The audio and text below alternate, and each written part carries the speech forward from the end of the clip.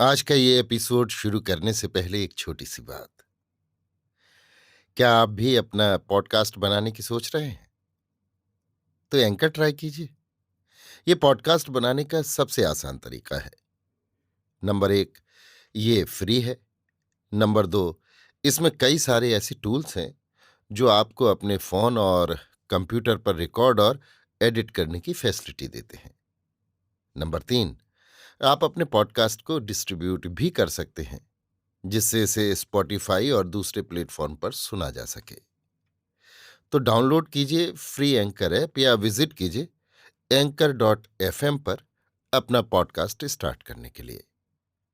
ये तो थी एक छोटी सी जानकारी, और अब शुरू करते हैं एपिसोड का सिलसिला। तो आज के एपिसोड में लीजिए सुनिए फणीश्वर नाथ रेणु के लिखे उपन्यास मैला आंचल का भाग 29, मेरी यानी समीर गोस्वामी की आवाज में। कल सिरवा पर्व है। कल पड़मान में मछमरी होगी। मछमरी अर्थात मछली का शिकार। आज चैत्र संक्रांति है। कल पहली वैशाख, साल का पहला दिन। कल सभी गांव के लोग सामूहिक रूप से मछली का शिकार करेंगे। छोटे बड़े, अमीर गरीब सभी टापी और जाल लेकर सुबह ही निकलेंगे। आज दोपहर को सत्तू खाएंगे। सतुआनी पर्व है आज। आज रात की बनी हुई चीजें कल खाएंगे। कल चूल्हा नहीं जलेगा। 12 मास चूल्हा जलाने के लिए ये आवश्यक है कि वर्ष के प्रथम दिन में भूमिदाह नहीं किया जाए। इस वर्ष की पकी हुई चीज उस वर्ष में खाएंगे। सारे मेरीगंज की मछली मारने वालों का सरदार है कालीचरण। भुरकुआ गुने के समय ही निकलना होगा। 12 कोस जमीन तय करना होगा। इस कालीचरण ने ऐलान कर दिया है, जुलूस बनाकर चलना होगा लाल झंडे के साथ। नारा भी लगाते चलना होगा। जमींदार फैज बख्श अली ने इस बार पड़मान नदी के जलकर को खास में रखा है। उसके अमलों ने कहा है कि मछली नहीं मारने देंगे, मलेट्री मंगाकर तैनात रखेंगे। देखना है मलेट्री को। नए तहसीलदार बाबू हरगौरी सिंह के यहाँ नया खाता खुलेगा। शाम को सत्यनारायण की पूजा होगी। डॉक्टर को भी निमंत्रण है। तहसीलदार विश्वनाथ प्रसाद ने तहसीलदारी छोड़ दी है तो क्या नया खाता भी न करेंगे? उनके यहाँ भी सत्यनारायण व्रत की कथा होगी। डॉक्टर साहब को निमंत्रण है। मौसी ने होली में डॉक्टर को नहीं खिलाया था। इस बार डॉक्टर को वही खिलाएगी। मठ पर भी नया खाता होता है। इस बार नए महंत रामदास जी के हाथ से खाता खुलेगा, इसीलिए विशेष आयोजन है। बीजक पाठ, साहेब भजनावली, ध्यान और अंत में वैष्णव भोजन। बालदेव जी और बावनदास को विशेष निमंत्रण है। लक्ष्मीदास ने भंडारी के मार्फत कहला भेजा है, बालदेव जी जरूरी आवे। गांव में वैष्णव है ही और कौन। बेतार सुमिरत दास अब नए तहसीलदार का कारपरदाज है। वो कहता फिरता है, हरगौरी बाबू हीरा आदमी है। सारा कागज पत्तर हम ही पर फेंक कर निश्चिंत। देखिए तो हम कितना समझाते हैं कि बाबू साहब, बही बस्ता स्याहा और कर्चा किसी दूसरे को छूने नहीं देना चाहिए, लेकिन हरगौरी बाबू हीरा आदमी है। विश्वनाथ प्रसाद तो एक नंबर के मक्खी चूस और सक्की आदमी है। कायस्थ और राजपूत का कलेजा बराबर हो भला। कांग्रेसी हुए हैं। सुमृत दास से कौन बात छिपी हुई है? अब तो गांव का चाल चलन एकदम बिगड़ जाएगा। जवान बेटी को एक परदेसी जवान के साथ हंसी मस्खरी करने की, घूमने फिरने की आजादी दे दी है विश्वनाथ प्रसाद ने। गांव का चाल चलन नहीं बिगड़े तो सुमृत दास का नाम बदल देना। नए तहसीलदार बाबू हरगौरी सिंह के यहाँ रात में एक भी रैयत नहीं आया। पुण्याह में जो सलामी मिलती है वो रकम जमींदार की होती है, लेकिन खाता खुलने के दिन की सलामी तो तहसीलदार की खास आमदनी है। सुमृत दास ने आकर खबर दी। सभी रैयत विश्वनाथ प्रसाद के यहाँ गए थे। 150 रुपये सलामी में पड़े थे। मछली मारकर लौटते समय रास्ते में रैयतों ने मिटिन किया था कि नए तहसीलदार के यहाँ नहीं जाएंगे। कुकरा का बेटा कलिया लीटरी करता है। बाप काटे घोड़ा का घास और बेटा का नाम दुर्गादास। अभी ततमा टोली का बिरंचिया कहता था कि रैयतों का पेट जो भरेगा वही असल जमींदार है। नए तहसीलदार ने कभी एक चुटकी धान भी दिया है। शास्त्र वचन कभी झूठ नहीं होता। राणम एणम कनमोचड़ जूता मारम पवित्रम। समझे तहसीलदार साहब, राण और कांटों को कांटी वाले जूते से बस में किया जाता है। बालदेव जी का काम छूट गया। कपड़े, चीनी और किरासन तेल की पुर्जी अब तहसीलदार विश्वनाथ प्रसाद देंगे। बालदेव जी को क्यों छुड़ा दिया? शायद उनका बिलेक पकड़ा गया। पाप कितने दिनों तक छिपेगा? खेलावन ने जो परमेश्वर सिंह की जमीन मोल ली है, सो किस रुपए से? वो बालदेव जी की ही जमीन है। खेलावन के घर में जाकर देखा, आज भी गांठ के गांठ कपड़ा पड़ा हुआ है, टीन का टीन तेल है। खेलावन के सभी सगे संबंधियों के यहाँ कपड़े गए हैं। ये बात कितने दिनों तक छिपी रहेगी? सुनते हैं कि कांग्रेस ने अपना खौफिया बहाल किया है।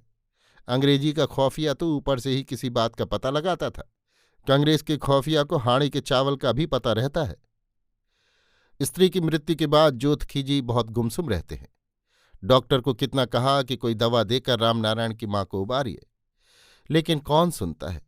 बस एक ही जवाब, बच्चा को पेट काट कर निकालना होगा। शिव हो, शिव हो। पराई स्त्री को बेपर्द करने की बात कैसे उसके मुंह से निकली? पार्वती की मां ने बदला ले लिया। 5 साल पहले पंचायत में जोतखी जी ने कहा था कि पार्वती की मां को मैला घोल कर पिलाया जाए। विश्वनाथ प्रसाद ने पार्वती की मां का पक्ष लिया था, नहीं तो उसी बार उसका सभी गुणमंत्र शेष हो जाता। इस बार पार्वती की मां ने बदला चुका लिया। अच्छा, ब्राह्मण का श्राप निष्फल नहीं होगा। देखना, इस कलयुग में भी असल ब्राह्मण रहता है, देखना। अरे, वो जमाना चला गया जब राजपूत टोली और बाभन टोली के लोग बात बात में लात जूता चलाते थे, याद नहीं है? एक बार टहलू पासवान का गुरु घोड़ी पर चढ़कर आ रहा था। गांव के अंदर यदि आता तो एक बात भी थी, गांव के बाहर ही सिंह जी ने घोड़ी पर से नीचे गिराकर जूते से मारना शुरू कर दिया था। साला दुसाध घोड़ी पर चढ़ेगा। अब वो जमाना नहीं है, गांधी जी का जमाना है। नया तहसीलदार हुआ है तो क्या, हमारा क्या बिगाड़ लेगा? ना जगह ना जमीन है, इस गांव में नहीं उस गांव में रहें बराबर है। धमकी देते हैं कि जूते से रेट करेंगे। अच्छा अच्छा। युगों से पीड़ित दलित और उपेक्षित लोगों को कालीचरण की बातें बड़ी अच्छी लगती हैं। ऐसा लगता है कोई घाव पर ठंडा लेप कर रहा हो। लेकिन कालीचरण कहता है, मैं आप लोगों के दिल में आग लगाना चाहता हूं, सोए हुए को जगाना चाहता हूं। सोशलिस्ट पार्टी आपकी पार्टी है, गरीबों की, मजदूरों की पार्टी है। सोशलिस्ट पार्टी चाहती है कि आप अपने हकों को पहचानें। आप भी आदमी हैं, आपको आदमी का सभी हक मिलना चाहिए। मैं आप लोगों को मीठी बातों में भुलाना नहीं चाहता, वो कांग्रेसी का काम है। मैं आग लगाना चाहता हूं। कालीचरण आग उगलता है, लेकिन सुनने वालों का जलता हुआ कलेजा ठंडा हो जाता है। जमीन जोतने वालों की पूंजीवाद का नाश। बावनदास फिर एक फार्म लाया है, मंत्री जी ने भेज दिया है। इस बार पटना का छापा फार्म है, पुरैनिया का नहीं। पटना का फार्म कच्चा नहीं हो सकता। इस फार्म पर अपना नाम, अपने बाप का नाम, जमीन का खाता नंबर, खसरा नंबर लिखकर पुरैनिया कचहरी में दे दो। दफा 40 के हाकिम को जमीन नकदी हो जाएगी। सच? हाँ, अंगूठी का टीप देना होगा। और जिन लोगों ने चरखा सेंटर में दस्तखत करना सीख लिया है, उन्हें भी टीप देना होगा। बालदेव जी क्या करें? खेलावन भैया कुछ समझते ही नहीं। रोज कहते हैं, बालदेव, कमला किनारे वाली जमीन में कलरू पासवान के दादा का नाम कायमी बटैयादार की सूरत से दर्ज है, कलरू से कहकर सुपुर्दी दिला दो। लेकिन बालदेव जी क्या करें? चौधरी जी को वो सब दिन से गुरु की तरह मानता आ रहा है, कभी किसी काम में तरौटी नहीं होने दिया। इतना चौनिया मेंबर बना कर दिया, गांव में चरखा सेंटर खुलवा दिया, लेकिन जिला कमेटी के मेंबर तहसीलदार साहब हो गए। बालदेव को कोई खबर नहीं दी गई। कपड़े की मेंबरी भी नहीं रही। नीमक कानून के समय से जेल जाने का यही बख्शीश मिला है। कालीचरण की पार्टी वाले ठीक कहते हैं, कांग्रेस अमीरों की पार्टी है। लेकिन वो कालीचरण की पार्टी में तो नहीं जा सकता। कालीचरण की आंखें उसने ही खोली। रात रात भर जागकर कालीचरण को जेहल का कितना किस्सा, गांधी जी का किस्सा, जमाहिर लाल का किस्सा सुनाया। कालीचरण उसका चेला है, वो आखिर चेला की पार्टी में जाएगा? नहीं, ऐसा नहीं हो सकता। खेलावन भैया कुछ नहीं समझते। पासवान टोली में अब उसकी पैठ नहीं। कलरू उसकी बात नहीं मानेगा। उसका लीडर कालीचरण है। तहसीलदार साहब को तो लोग डर से लीडर मानते हैं। नए तहसीलदार साहब भी फेहरिस्त तैयार कर रहे हैं।